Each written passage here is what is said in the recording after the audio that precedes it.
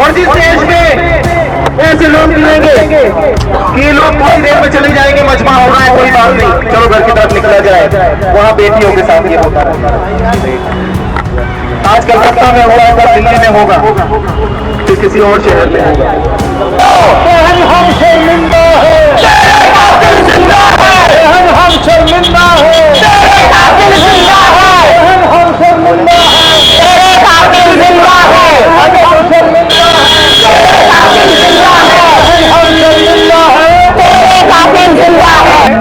तो हम यहाँ जितने भी लोग इकट्ठे हुए हैं, जितने भी हम यहाँ माताएं, बहनें, बुजुर्ग सब साथी हैं, हम सरकार से यही उम्मीद रखते हैं और बार बार यही उनसे डिमांड रखते हैं कि उस हमारी बेटी को इंसाफ मिले, जल्द से जल्द मिले।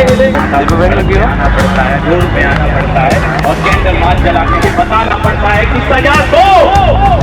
दुर्भाग्य है ये आज इस भारत में, जब हम कहते हैं कि 50% आबादी महिलाओं की है, उसमें महिलाओं के लिए हमें आवाज उठाने के लिए बताना पड़ता है।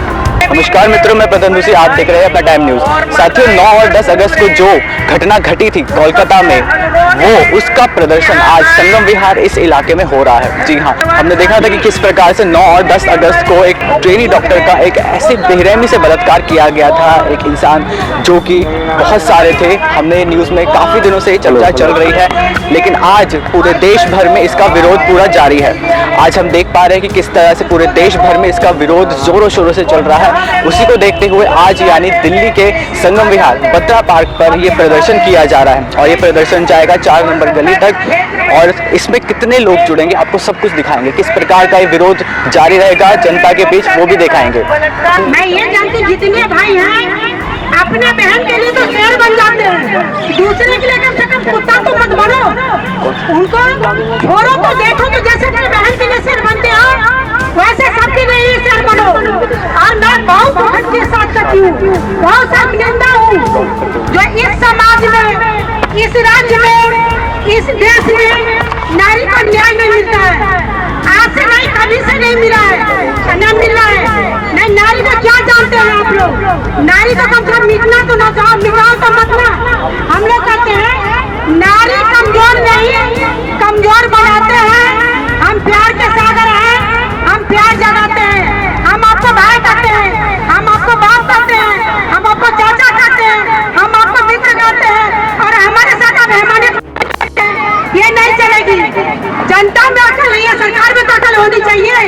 उनको तो सजा तो मिलनी चाहिए, वो सजा नहीं देते हैं।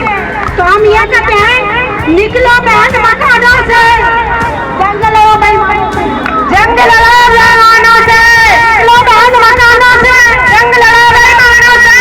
1 2 3 4 नहीं सहेगी अत्याचार, 1 2 3 4 नहीं सहेगी अत्याचार।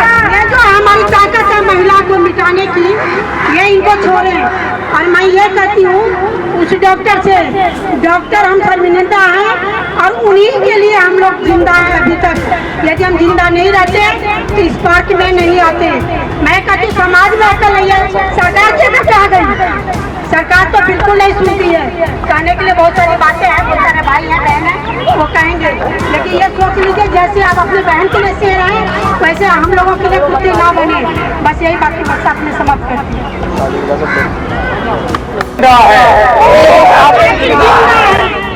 बहन हम शर्मिंदा है,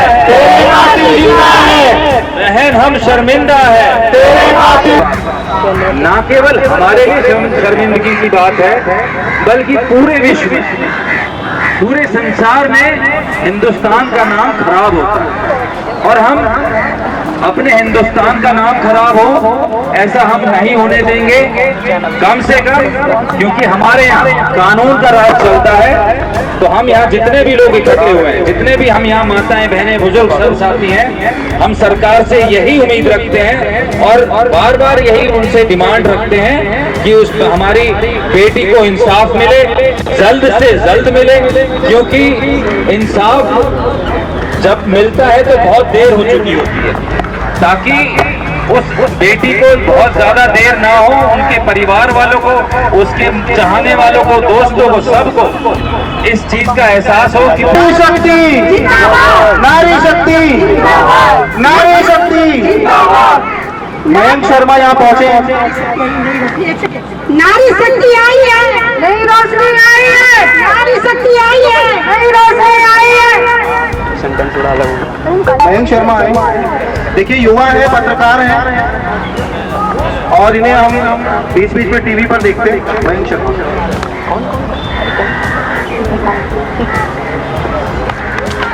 आप सभी यहाँ आए।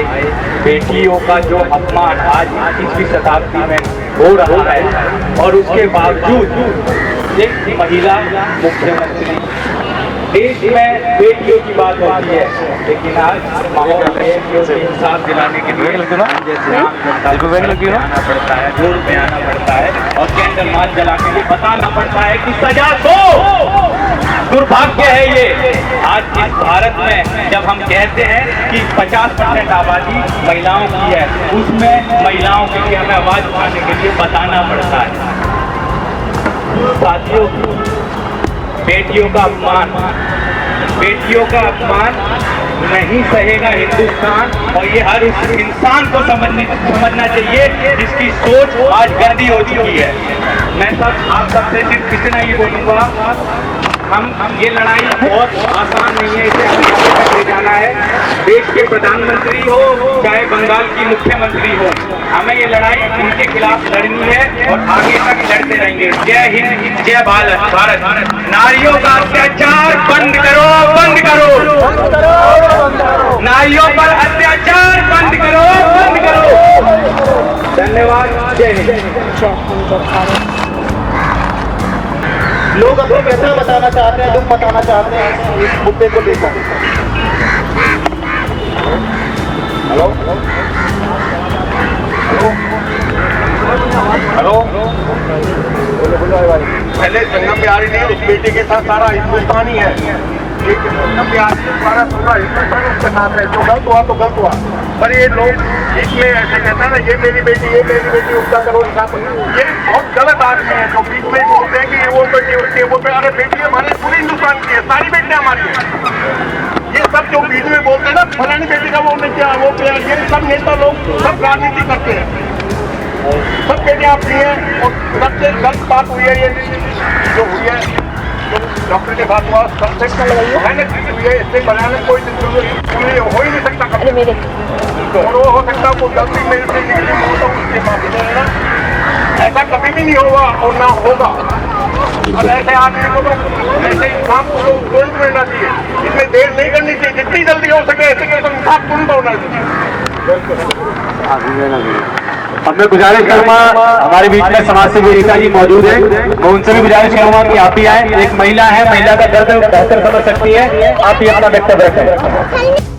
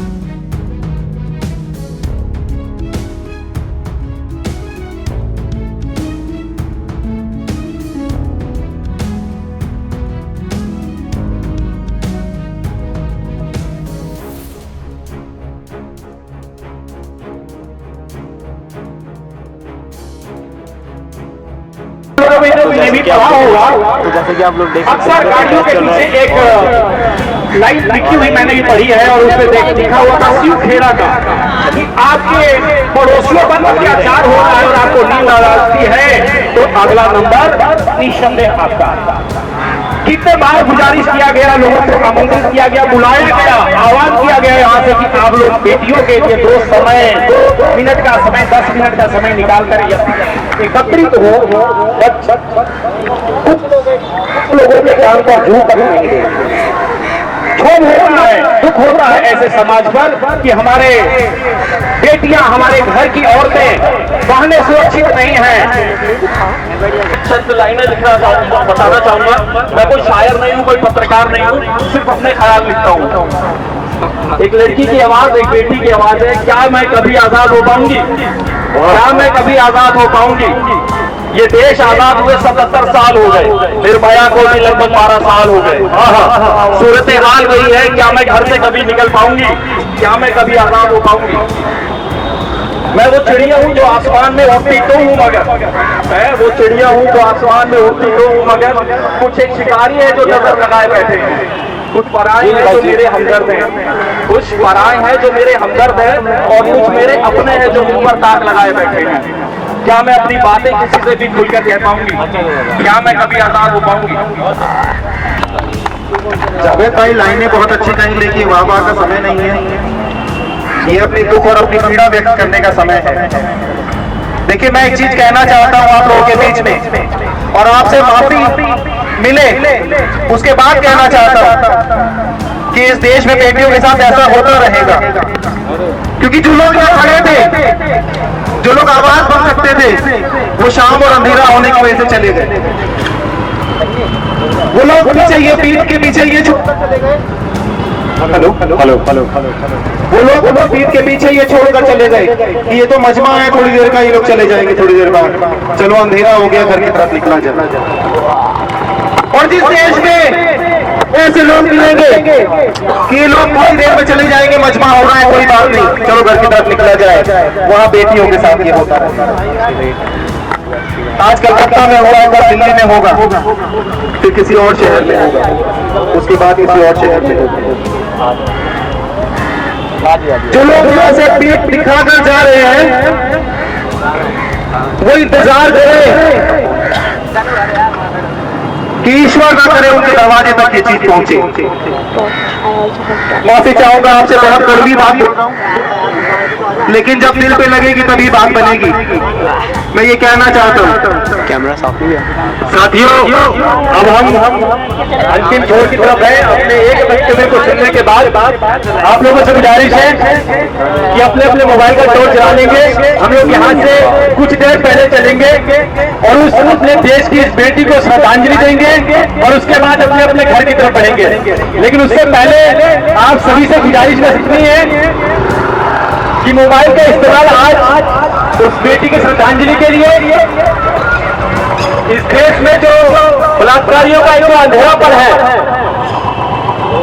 उसको रोशनी करने के लिए अपने मोबाइलों को निकालिए, उसका फ्लैश ऑन कीजिए और पूरी ईमानदारी के साथ पूरी उसको श्रद्धांजलि देते हुए एक बेटी को हम 2 दिन तक यहाँ बाहर तक खाने तक आसपास चलेंगे और वहां पर उस बेटी को श्रद्धांजलि देंगे।